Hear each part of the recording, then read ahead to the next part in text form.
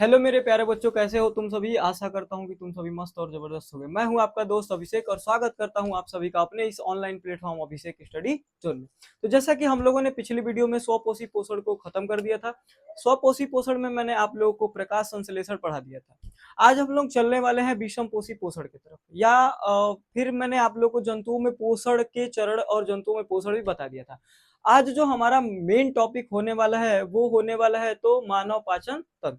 जो बोर्ड की जो परीक्षा होती है उसके हिसाब से अगर हम देखें तो ये बहुत ही इंपॉर्टेंट टॉपिक है और यह थोड़ा जटिल भी होता है। चलिए इसको हम बहुत ही आसान तरीके से क्या करेंगे, समझेंगे। तो हमारा जो हेडिंग है उसका क्या नाम है, मानव पाचन तंत्र। क्या है? मानव पाचन तंत्र, ह्यूमन डाइजेस्टिव सिस्टम। इसका जो चित्र है वो आपको व्हाइट बोर्ड के बगल में आपको एक फोटो देखने को मिल जाएगी, जिसमें मैं ह्यूमन डाइजेस्टिव सिस्टम का जो चित्र है वो मैं आपके लिए लगा दूंगा। ठीक है, तो हम सबसे पहले बात करेंगे कि मानव पाचन तंत्र कहते किसको है। तो मानव जो भोजन को ग्रहण करता है उसको फिर वो चबाता है, फिर उसको निगलता है, और हमारे बहुत सारे ऐसे अंग हैं जो पाचन के लिए क्या करते हैं, सहायता प्रदान करते हैं। फिर वह जो भोजन होता है मल के रूप में बाहर निकल जाता है। ये सारी की सारी प्रक्रिया को करने के लिए एक तंत्र होता है, जिस तंत्र को हम क्या बोलते हैं, मानव पाचन तंत्र। जब हम मानव पाचन तंत्र की बात करते हैं तो इसमें क्या क्या चीजें आती हैं और इसमें कौन कौन से अंग आएंगे उसको हम आगे बात करेंगे। देखिए, मानव शरीर में जो पाचन होता है वो हम मुंह से शुरू होता है और गुदा द्वार तक जाता है। अगर हम इसको हम जो मानव पाचन तंत्र है उसको हम दो भागों में बांट के क्या करेंगे, पढ़ेंगे। पहला भाग जो होता है वो होता है आहार नाल। क्या होता है? आहार नाल। क्या होता है? आहार नाल। और दूसरे अगर हम भाग की बात करते हैं तो दूसरा भाग होता है जिसमें बहुत सारी ग्रंथियां आएंगी, जो क्या करती हैं, तो भोजन को पचाने में क्या करती है, मदद करती हैं। जब हम आहार नाल की बात करते हैं तो जो हमारा आहार नाल होता है, अगर हम उसकी नॉर्मल लंबाई देखें तो 32 फीट के लगभग होता है। कितना आता है? 32 फीट, या इसको अगर मीटर में हम बात करते हैं तो 9 to 10 मीटर होता है इसकी क्या, लंबाई। यानी यह हमारे शरीर का बोल सकते हैं कि यह ऐसा तंत्र है जो सबसे बड़ा होता है। तो जो आपका मानव पाचन तंत्र है वो क्या होता है, तो मुख से शुरू होता है और कहाँ तक जाता है, तो गुदा द्वार तक जाता है। अब इसके बाद आगे हम बात करेंगे कि इसमें कौन कौन से अंग हैं जो हमको हेल्प करते हैं क्या करने में, पाचन करने में। तो सबसे पहले आता है मुख गुहा। क्या आता है? मुख एवं मुख गुहा। इसके बाद सेकंड नंबर पे आती है ग्रसनी। क्या होती है? ग्रसनी। तीसरे नंबर पे आती है ग्रास नली। क्या होती है? ग्रास नली। फिर अगर हम चौथे नंबर की बात करें तो चौथे नंबर पे आता है हमारा अमाशय। क्या आता है? अमाशय। पांचवें नंबर पे क्या आता है, तो पांचवें नंबर पे हमारा आता है अमाशय के बाद आएगी आपकी छोटी आंत। क्या आएगी? छोटी आंत। इसको हम बोलते हैं क्षुद्रांत्र। क्या बोलते हैं? क्षुद्रांत्र। 6 नंबर पे क्या आएगी, तो बड़ी आंत। इसको बोलते हैं बृहद्रांत्र। इसके बाद आएगा रेक्टम, इसको हम बोलते हैं मलाशय। मलाशय, या इसको हम रेक्टम भी बोलते हैं। उसके बाद आपका 8 नंबर पे आएगा गुदा द्वार। क्या आएगा? गुदा द्वार। गुदा द्वार, जहां से कि भोजन क्या हो जाता है, बाहर निकल जाता है। अब देखिए, अगर हम बात करते हैं ग्रंथियों की, तो ग्रंथियों को मैं अगली वीडियो में लेके आऊंगा, क्योंकि ग्रंथियां भी बहुत ज्यादा बड़ी हैं और इसमें बहुत सारे ऐसे एंजाइम्स की बात करेंगे, हार्मोन्स की, सॉरी हार्मोन की बात नहीं करेंगे, एंजाइम्स की बात करेंगे, जिसको हम एक सेपरेट वीडियो में क्या कर लेंगे, पढ़ लेंगे। उसमें मैं दांत को भी, या आगे हम आएंगे तो दांत के भी बारे में बात करेंगे। चलिए देखते हैं। जो आपका ये हार नाल होता है उसकी लंबाई कितनी होती है, तो 32 फीट, 9 to 10 मीटर।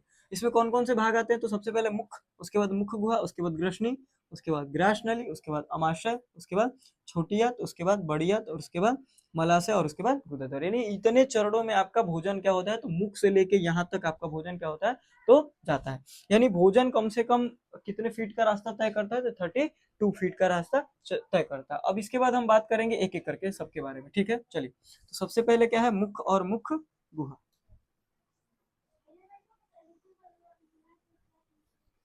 सबसे पहले क्या है, मुख और मुख गुहा। अब देखिए, जो आपका मुख है, मुख में क्या क्या होता है, तो मुख में देखो क्या क्या चीजें होती है। तो मुख में सबसे पहले होती है जीभ, उसके बाद होता है दांत और उसके बाद होता है लार ग्रंथियां। क्या होती हैं, लार ग्रंथियां।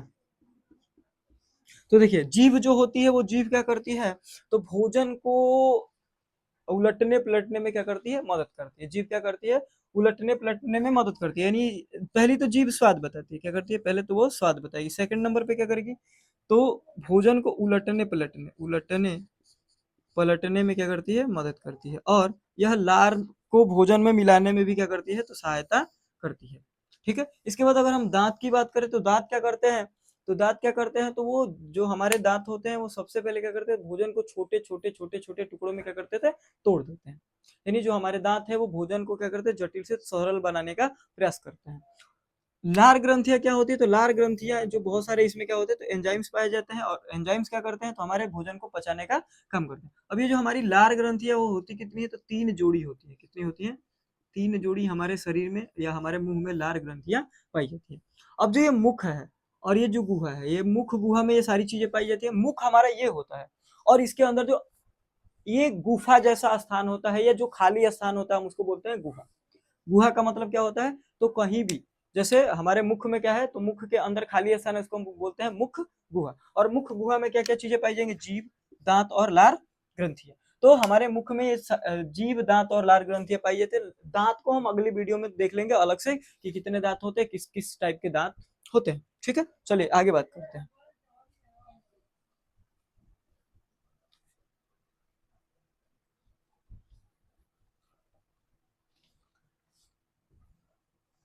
दूसरा जो इसका भाग होता है वो होता है ग्रसनी। क्या होता है, ग्रसनी।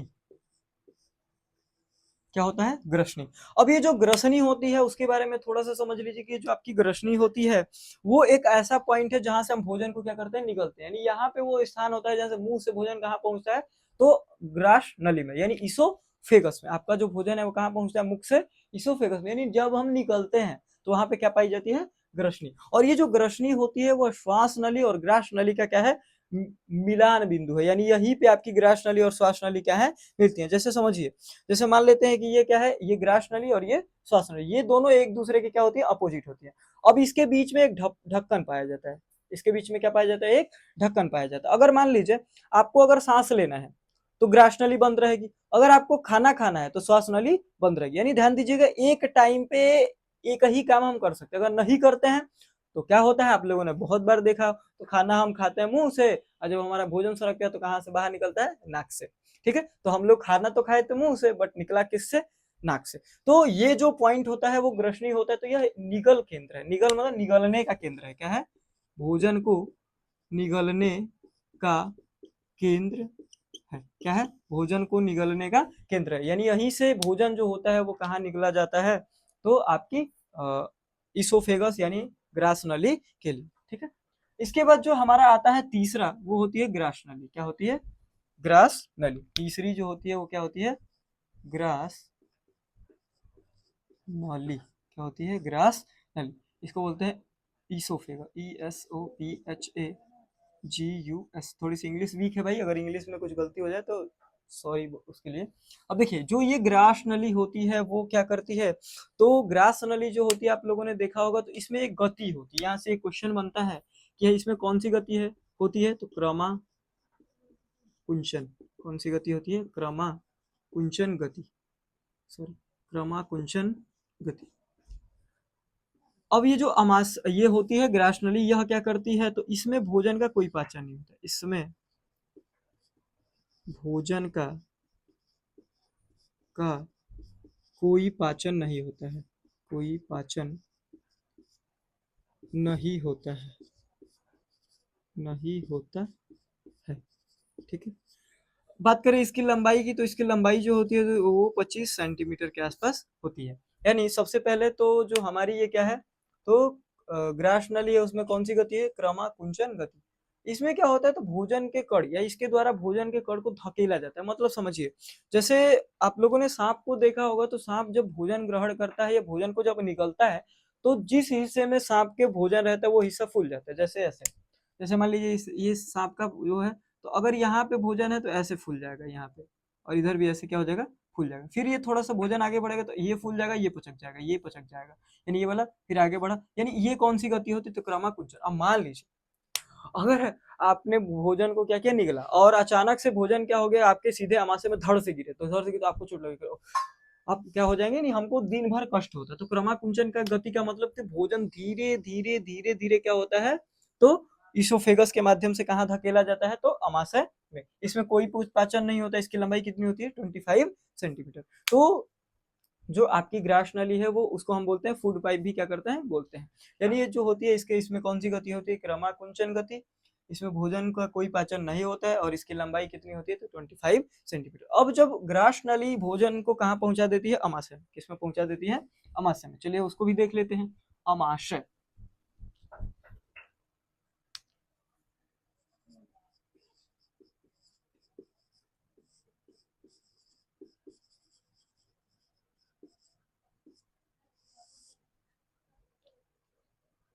हाँ, कौन से नंबर का, 3 4। अमाशय कितने नंबर पे आ गया, अमाशय। तो आपका जो अमाशय है वो आता है ग्रास नली के बाद। अब जो ये अमाशय होता है उसके बारे में क्या क्या क्वेश्चन बनता है, तो ध्यान दीजिए। अमाशय जो होता है वो होता है आपका जे शेप में होता है। किस शेप में होता है, जे, यानी इंग्लिश का जो अक्षर होता है वो जे के जैसे होता है। आप देखिए इधर, ठीक है। ये जो अमाशय होता है वो जे शेप में होता है, और यह थैलीनुमा बैग है, थैलीनुमा है, क्या है, थैली नुमा, क्या होता है, थैली नुमा। अब देखो, यहाँ से ये ग्रास नली वाला हिस्सा, यहाँ से भोजन कहाँ आ गया, इसमें आ गया। अब ये जो भोजन यहाँ आ गया, तो भोजन जब आता है तो किसमें आता है, अमाशय में, अमाशय में आता है। तो भोजन जब आएगा तो देखो, इसको हम बांटते हैं 3 भागों में। कितने भागों में, 3 भागों में। ये जो हिस्सा होता है, होता है कार्डियक। क्या होता है, कार्डियक। ये जो होता है फंडिक, और इसको बोलते हैं पाइलोरिक, पाइलोरिक। क्या बोलते हैं, पाइलोरिक। ठीक है। अब देखिए, ये जो कार्डियक होता है, इसका कार्डियक नाम किस क्यों दिया गया है, कार्डियक इसलिए नाम दिया गया है कि ये जो हिस्सा होता है वो हृदय के क्या होता है, बगल में। और आप लोगों ने देखा होगा कि स्टडी ऑफ हार्ट को हम क्या बोलते हैं, कार्डियोलॉजी। ये जो होता है फंडिक, और ये होता है पाइलोरिक। ठीक है।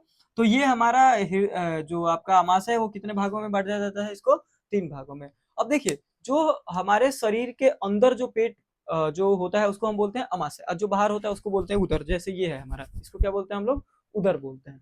ठीक है। अब जो ये अमाशय होता है, ये क्या करता है, तो जे शेप में होता है, और कैसा होता है, तो थैलीनुमा। इसमें जो भोजन होता है 3 to 4 आवर्स, यानी 3 से 4 घंटे भोजन इसमें क्या होता है, रहता है। उसके बाद इसको कहाँ पहुंचा दिया जाता है, तो छोटी आंत का जो हिस्सा होता है ये, इसको बोलते हैं ग्रहणी। क्या बोलते हैं, ग्रहणी।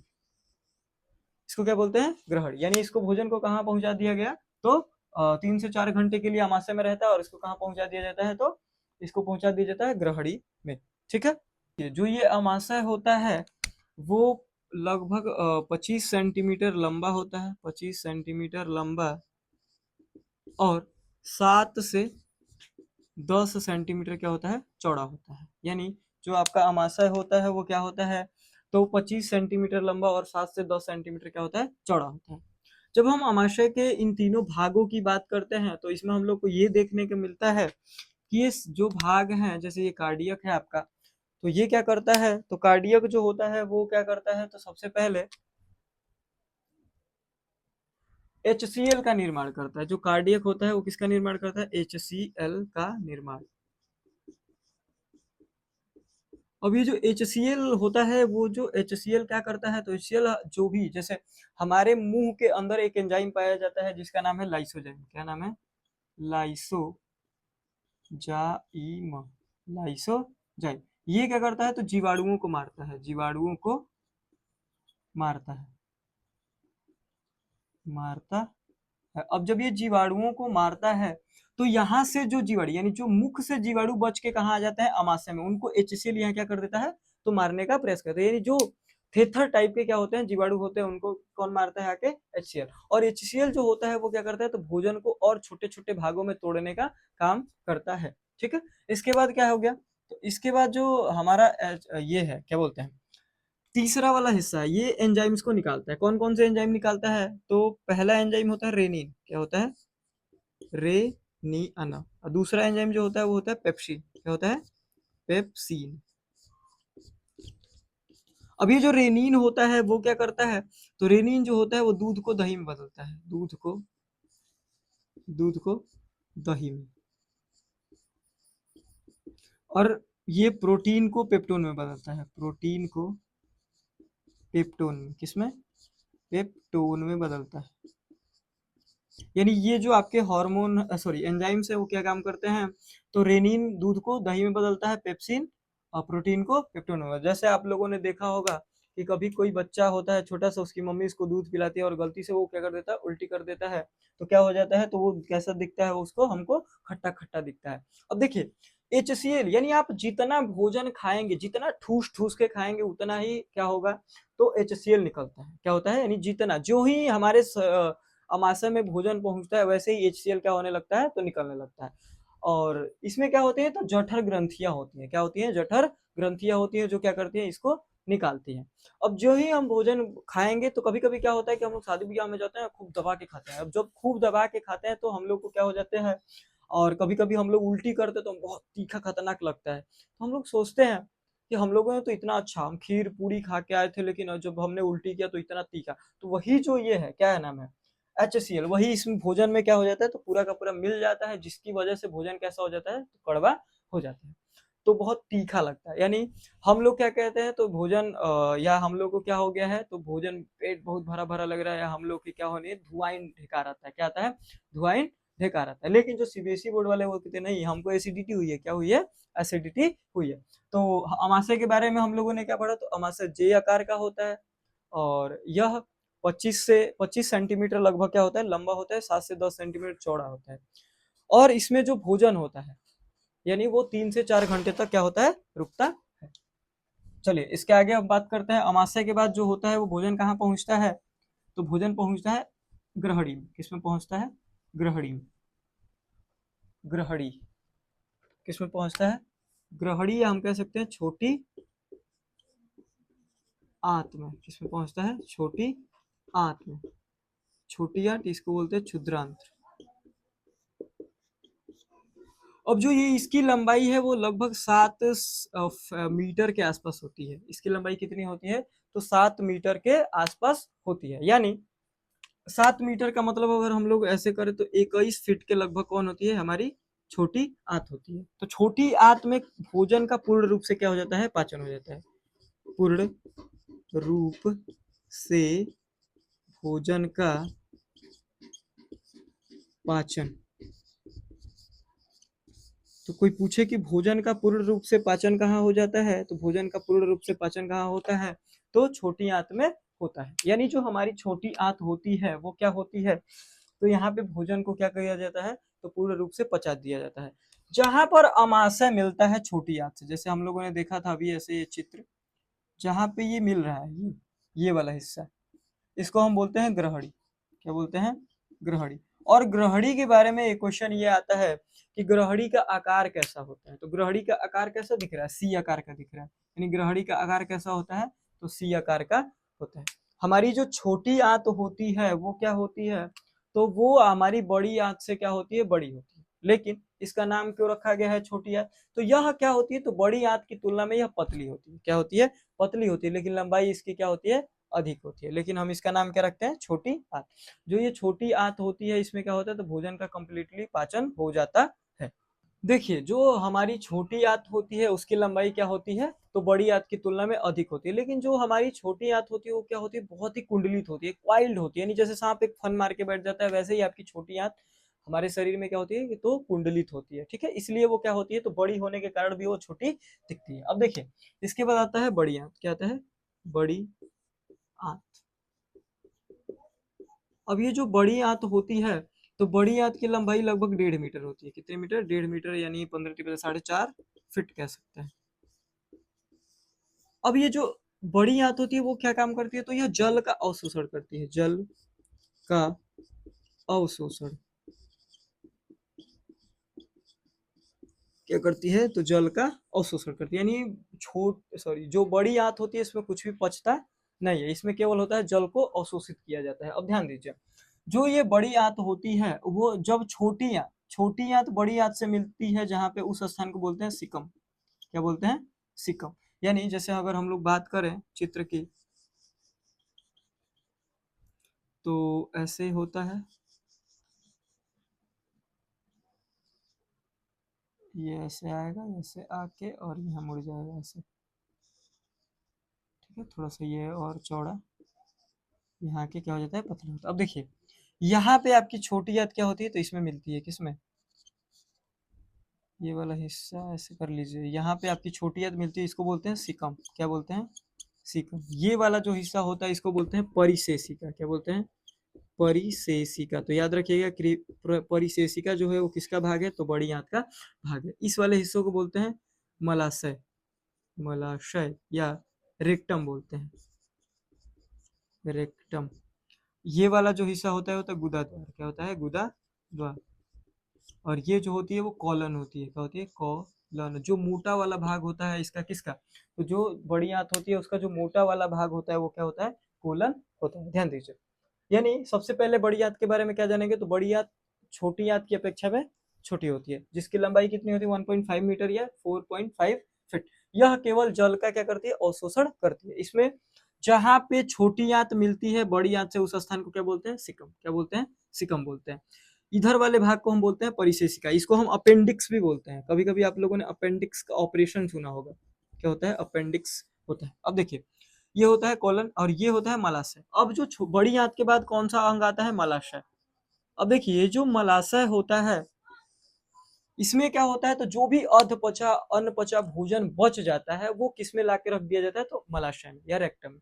यहाँ पे क्या होता है? तो भोजन बहुत देर तक रहता है, इकट्ठा होता है, इकट्ठा होता है, इकट्ठा होते होते जब ज्यादा इकट्ठा हो जाता है तो गुदा द्वार के बाद क्या होता है? बाहर हो जाता है। यानी जो आपका अभी जो हम लोगों ने इतने देर में भोजन को खाया था, पचाया था, जो भी किया था, अवशोषण किया, सब किया, उसके बाद क्या होता है?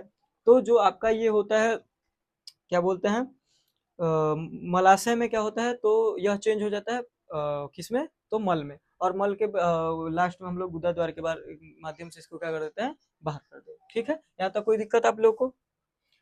अब जो मलाशय रहता है यहाँ भी जल का क्या किया जाता है? अवशोषण किया जाता है। और गुदा द्वार के द्वारा क्या कर दिया जाता है इसको? तो बाहर कर दिया जाता है। ये था आपका पाचन तंत्र। अब थोड़ा सा एक और टॉपिक आता है इसमें, अग्न्याशय। या अग्न्याशय नहीं पढ़ते हैं, इसको रहने देते हैं, इसमें पढ़ेंगे इसको। अग्न्याशय इसमें है।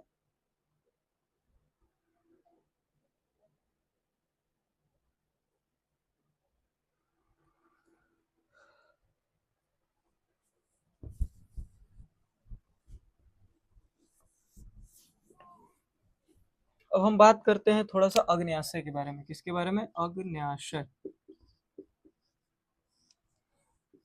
ये क्या करता है? तो कुछ यहाँ पे हम कुछ एंजाइम्स की बात करेंगे जो होता है, जैसे अग्न्याशय कौन कौन से एंजाइम्स को निकालता है। तो पहला एंजाइम होता है लाइपेज। इनको हम याद रखेंगे LAT से। कैसे याद रखेंगे? LAT से। ये होता है लाइपेज, ये होता है एमाइलेज, एमाइले एमाइलेज, और ये होता है ट्रिप्सिन। क्या होता है? ट्रिप्सिन। ये तीन ये क्या है? तो ये एक प्रकार की ग्रंथि है जो तीन एंजाइम्स निकालती है। कौन कौन से एंजाइम्स को निकालती है? तो लाइपेज, एमाइलेज और ट्रिप्सिन। अब ये जो ट्रिप्सिन है, अभी हम लोगों ने देखा था कि प्रोटीन का पाचन हो गया था पेप्टोन में, तो पेप्टोन को ये किसमें चेंज कर देता है? पेप्टोन को किसमें चेंज कर देता है? पेप्टाइड में। किसमें चेंज कर देता है? पेप्टाइड में। अब देखिए, जो ये एमाइलेज है ये क्या करता है? तो वसा इसका पाचन करता है।